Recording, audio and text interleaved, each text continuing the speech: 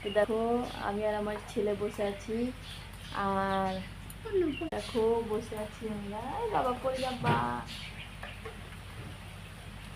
এটা আমাদের বারান্দা, আমরা বারান্দাতে বসে আছি। তো দেখতেই পাচ্ছ, আর আমাদের এখানে বৃষ্টি হচ্ছে।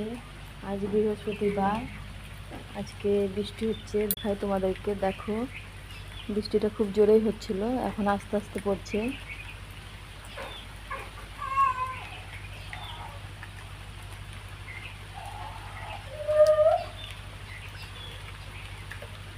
দেখতেই পাচ্ছ বৃষ্টি হচ্ছে।